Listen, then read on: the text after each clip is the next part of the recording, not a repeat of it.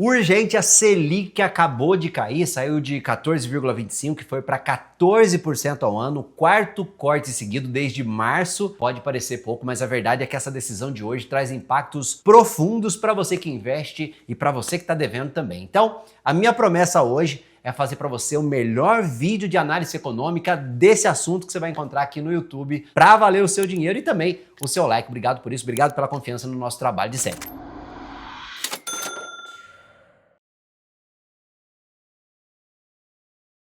E me diz aí, a sua parcela ou a sua fatura ficou mais barata nesses 4 cortes aí? Ficou aí, Bruno? Chegou?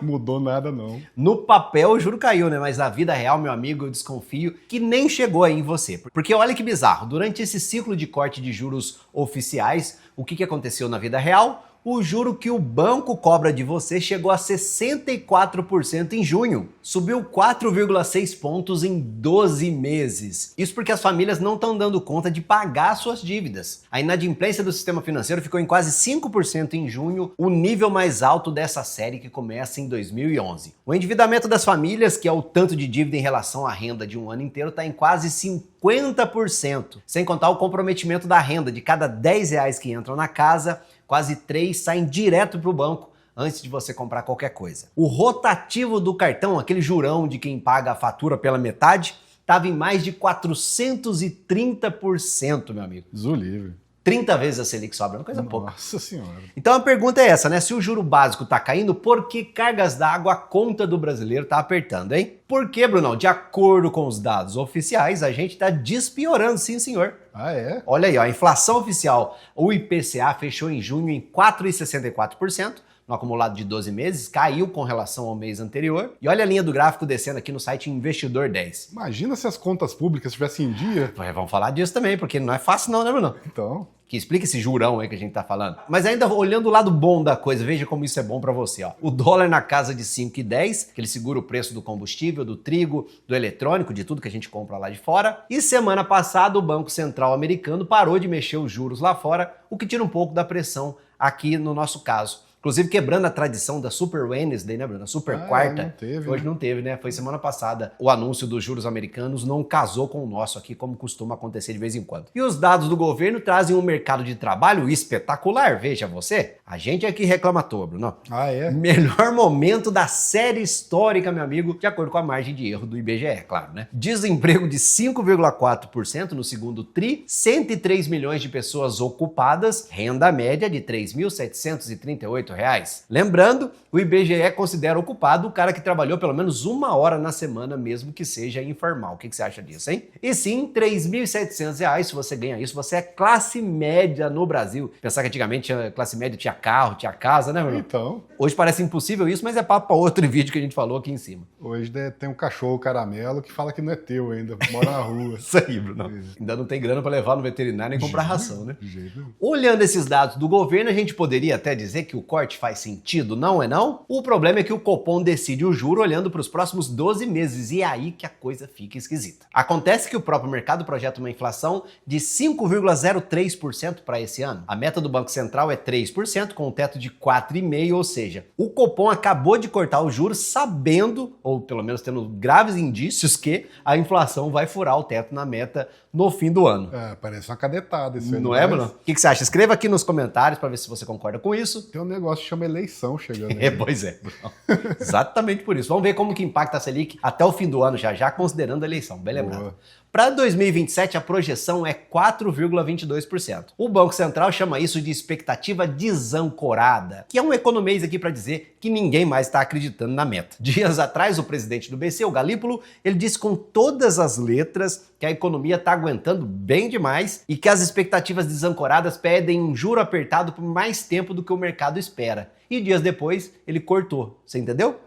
Eu também não. A leitura mais honesta que eu consigo fazer é essa aqui, ó. O BC tá cortando de pouquinho em pouquinho, de 0,25 em 0,25, mais para não travar a economia de uma vez do que porque a inflação foi resolvida, né? E mesmo cortando, o Brasil deve continuar ostentando o infame primeiro lugar de maior juro real do mundo, ou seja, juro menos inflação projetados para um ano. Em junho, estava em 9,67% ao ano que você ganha aqui no Brasil sem fazer nada, né? Descansando o seu dinheiro em berço esplêndido da renda fixa, na frente de Rússia e Turquia. Olha aí que beleza, hein? A Rússia tá em guerra, hein? E aí, pegando o ponto que o Brunão trouxe aqui, ó, a grande treta da coisa desse jurão todo atende por outro nome, o endividamento público. A dívida pública do governo bateu quase 82% do PIB em junho, são 10,8 trilhões, pouca coisa, maior nível desde a pandemia. Nos 3 anos e meio desse governo, essa dívida subiu 10,2 pontos do PIB e o gasto com os juros da dívida chegou a 1,16 trilhão em 12 meses, o equivalente a 8,8% de tudo que a gente produz no Brasil. Um ano antes, eram 7,41%, pra você ter uma ideia. Isso é o quê? É o dinheiro do seu imposto saindo para pagar juro da dívida que o governo fez. É tudo no nosso, né, meu amigo? E pra você ter uma base, é o equivalente a cada brasileiro tá devendo a 50 mil reais. A gente falou disso nesse outro vídeo aqui. O rombo primário é o buraco antes dos juros, que foi de 1,19% do PIB em 12 meses. O buraco total, contando os juros, foi de 10% do PIB, ou seja, quase todo o buraco de hoje é juro pagando juro. Aquela história, né? A gente pode até não estar merecendo essa queda da Selic, né, Bruno? O juros só tá nesse patamar porque o governo gasta o que não tem e ninguém acredita que ele vai parar de gastar. Só que a Selic alta por si só, ela pode não estar sendo suficiente para frear a inflação. E como os efeitos dela são bastante duros para toda a economia, tem quem diga que a Selic tem que cair sim, senhor. O que você acha, hein? O que nos leva ao ponto mais polêmico e perigoso aqui do nosso vídeo. Já ouviu falar de dominância fiscal? Parece nome de doença, né? E até não tá muito longe disso não, sabe? É um país doente, né? É, exatamente. Quando a dívida do governo fica tão grande que subir o juro para de funcionar. O remédio para de funcionar, né? O Banco Central aperta a taxa para segurar o preço, só que a conta de juros da dívida vai explodir junto. O investidor fica desconfiado, pede mais prêmio, o dólar sobe, a inflação sobe atrás e aí o remédio vira veneno. O Brasil chegou lá? Se a gente for olhar a definição técnica, ainda não, tá? Se a gente tivesse em dominância fiscal, provavelmente a inflação não teria caído de 4,72 para 4,64 e o dólar não estaria se comportando ou ficando comportado ali na casa de 5,10 a 5,20. O Bruno tá assim, ó. É, o dólar não é culpa nossa, né? É, exatamente. O Laranjão tem feito bem a parte, ou tem não feito a parte dele, Isso, né, para tal. O juro alto ainda funciona aqui no Brasil, só que ele funciona mancando e isso acaba cobrando caro da gente, sabe? E a gente precisa do maior juro real do planeta para segurar uma inflação de 5%, que é mais do que o nosso teto. Veja como isso não é bom para você, né? A gente paga as duas pontas aqui com uma freada na economia e também por conta do juro alto. E também desvaloriza o dinheiro no bolso de quem conseguiu acumular dinheiro nesse cenário maluco. Isso não é normal, é bom ninguém se acostumar com isso como se fosse normal, né? E a pergunta boa para fazer nesse momento é a seguinte: quem sai ganhando com uma notícia dessas, né, de corte de juros? O maior devedor do Brasil é o governo. São 10,8 trilhões devendo, né? E uma boa parte dessa dívida é corrigida assim pela própria Selic. Quando a Selic cai 0,25, a conta de juros do governo cai junto em bilhões. Então o primeiro beneficiado para uma Selic menor é quem criou o problema. Sei não, hein? E depois vem a bolsa, que costuma subir antes do corte chegar na economia real, porque o dinheiro começa a procurar um risco quando a renda fixa fica menos convidativa. Por isso que a gente sempre fala aqui que não existe a hora da renda fixa, a hora da bolsa, porque se você deixar para comprar ações só quando a renda fixa estiver pagando pouco, você vai chegar tarde na festa. E com o corte também ganha quem? As empresas endividadas, que dão uma respirada, também ganha o setor imobiliário, o varejo, que dependem de crédito e que sofreram muito com juro na casa de 15%. E o último da fila, claro, sempre é você. Mas para o seu carnezinho ficar gostoso de novo, o corte no juro básico deve levar ali uns 6 a 9 meses para aparecer. E olha lá, porque lembra, tem inadimplência alta também. Do outro lado, você aí com o seu Tesouro Selic, você que está na caixinha do Nubank ou um CDB atrelado à Selic no seu bancão, você já vai começar a receber menos. Mas o grande problema que a gente vê hoje é o seguinte: de um lado tem um bombeiro com extintor de incêndio na mão ali, e outro que deveria estar jogando do mesmo lado, na verdade está jogando lenha na fogueira. Melhor analogia que eu achei que vou explicar esse descasamento entre esse lado fiscal e o monetário. Aliás, eu achei outra, que é o Banco Central passou o ano inteiro pisando no freio para segurar a inflação e o governo pisando no acelerador. Qual das duas você preferiu, hein? Criatividade tá alta aqui, né? Tá bom. Junto o pacote de bondades todo aí, né? Isenção de imposto, valendo em ano eleitoral, desenrola para quem deve, desenrola para quem não deve, teto do financiamento imobiliário subindo para 2,25 milhões de reais, compulsório liberado para crédito da casa própria, quer dizer, pacote de bondades, não, pacote de ilusão, né? Porque não existe almoço grátis, inclusive essa é uma das maiores lições que a gente aprende quando a gente atinge a maturidade econômica, né? E tudo isso que a gente tá falando gera uma demanda a demanda empurra o preço obriga o Banco Central a manter o juro alto engorda a dívida e a dívida grande faz o mercado cobrar mais caro para emprestar dinheiro para o governo. É um cachorro correndo atrás do próprio rabo ali e quem paga a corrida é você no preço do pãozinho e na parcela do carro. Por essas e outras que pode ter sido esse o penúltimo corte do ano. Sobraram 3 reuniões do Copom, 16 de setembro, 4 de novembro e 9 de dezembro. Aí, como o Bruno falou, tem uma eleição no meio do caminho tinha uma eleição. 4 de outubro e no segundo turno, 25 de outubro. O mercado projeta a Selic em 13,75 no fim do ano, traduzindo, né? O consenso é mais um cortezinho ali de 0,25 e acabou a festa. A minha leitura, e não é bola de cristal, só tô chutando aqui, como todo mundo no mercado financeiro chuta, porque a gente não pode chutar também. Pois é, vamos lá. Vamos lá. Cortar em setembro, a menos de 3 semanas da eleição, com o petróleo pressionando pela guerra no Oriente Médio, se ainda continuar, né? Eu acho que é cutucar a onça com a vara curta, provável que continue, né? Se vier mais um corte, talvez seria em novembro, em dezembro, já com o resultado ali da urna na mesa. E depende muito de quem vai ganhar, né? Se sair da eleição um sinal claro de ajuste nas contas públicas, a curva de juros fecha rápido, o Brasil inteiro fica mais barato. Se não sair, o mercado cobra mais caro do governo e cobra de você junto. E o que o mercado quer é ver o compromisso com as contas que o vencedor vai assinar no dia seguinte, seja ele quem for. Mas voltando para o começo, por que a Selic caiu e o seu juro subiu? A taxa que o banco te cobra tem duas partes, ó. Uma é o custo do dinheiro para o banco, que anda colado na Selic, essa parte sim, né? Mas a outra é o spread, que é a margem do banco. E o spread hoje está em 21,9 pontos, ou seja, numa conta de padeiro aqui, o juro que o banco cobra de você nessa ótica chega a quase 36% ao ano. O spread paga o calote dos outros, né? Como diz tudo na vida, os bons pagam pelos pecadores, né? E com a inadimplência no maior nível da série, o banco embute mais risco no seu contrato. A Selic desce 0,25,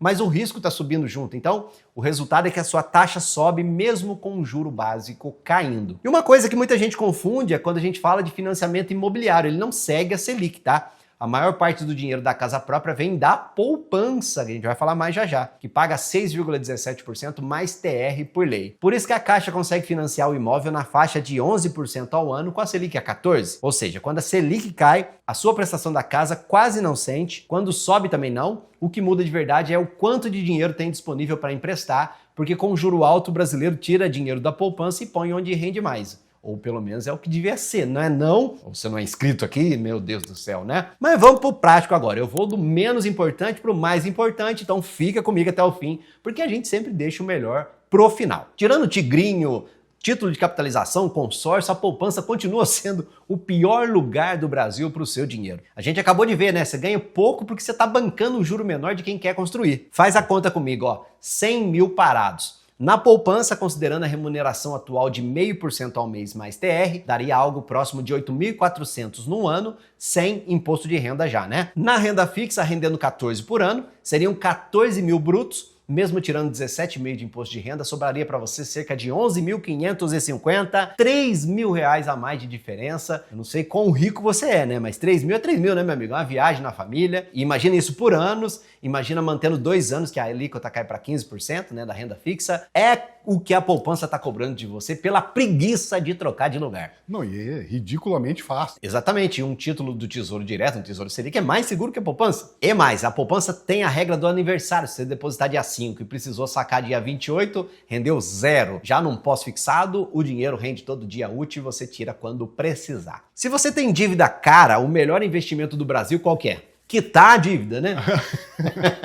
É o primeiro passo. Rotativo de cartão, meu amigo, cheque especial, crédito pessoal, sem consignação principalmente, que subiu 7 pontos em 12 meses. Não tem aplicação na face da terra que ganhe de uma dívida de 3 dígitos, tá? Então, antes de você aplicar mais R$1, pelo menos troca a dívida cara por uma barata, ou melhor, né? Paga essa dívida logo. Quanto custa a sua liberdade e o seu sonho, hein? Viver em paz, dormir tranquilo, né, Bruno? Pois é. A renda fixa ainda está pagando muito bem e é o lugar certo para você manter a sua reserva de emergência, Tesouro Selic, CDB 100% do CDI, só que o rendimento vai cair junto com a Selic e tá tudo bem para essa fatia do seu dinheiro. O dinheiro que rende 14% hoje pode estar rendendo 12% no ano que vem, segundo a projeção do próprio mercado para 2027, mas agora chegou o ponto que eu queria te entregar mesmo, tá? Olha só, no fim de julho, O Tesouro Prefixado 2032 estava pagando 14,56% ao ano. E o Tesouro IPCA mais 2032, com o mesmo vencimento, né, pagava a inflação mais 8,27% ao ano. Olha o truque, ó. Se você tirar um do outro, se você dividir do jeito certo, o que você vai achar? A inflação que está embutida no preço. Se você tirar um menos outro, você tem que fazer, dividir somando um em cima e embaixo e tirando um no final. É uma complicação. Certo, azul. É tipo isso.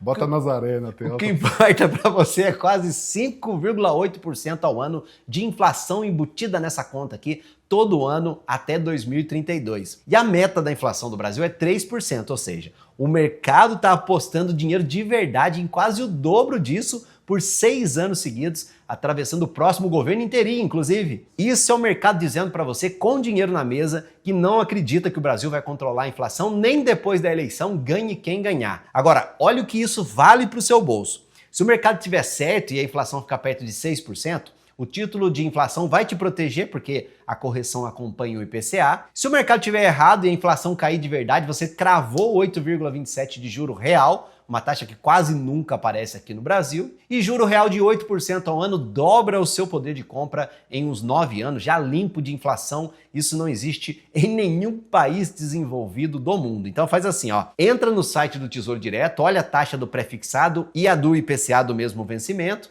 e faz uma continha de dividir ali uma pela outra. Você acabou de descobrir sozinho a inflação que o mercado espera de graça em 2 minutos, com a mesma informação que um gestor de fundo usa. Eu não te falei que esse vídeo era o melhor que você ia ver? Fala a verdade, se isso não vale o seu like, não vale a sua inscrição no canal, eu nem sei o que vale mais. Se eu te mostrar o tanto de aba aberta, eu vou mandar um print pro Brunão colocar aqui. Mano, só pra você ter uma ideia do sangue, suor e lágrimas que é pra fazer o vídeo aqui. Acho que merece até o sininho ligado. Com certeza, Brunão. Antes eu ficava bravo, o pessoal falava, e os videozinhos? Hoje eu fico feliz, o pessoal acha que eu sei tudo isso aqui que sai por osmose, é pesquisa e muita validação, meu amigo. Muito aprendizado, né? Exatamente, eu sou o que mais aprende aqui. E antes que perguntem nos comentários, longe de mim mandar você jogar tudo num título longo, o que eu tô dizendo é que travar 8% de juro real com uma parte do seu dinheiro, num país que promete 3% de inflação e entrega 5%, é o tipo de oportunidade que aparece uma vez em décadas. Claro que o Tesouro IPCA é só pro dinheiro que você vai usar no vencimento, tá? Porque se precisar do dinheiro antes, você pode ter um prejuízo, ou pode ser o contrário, pode dar muito bom, você pode ganhar bem mais do que o governo prometeu. Se você quiser entender, é esse vídeo que tá aqui do lado.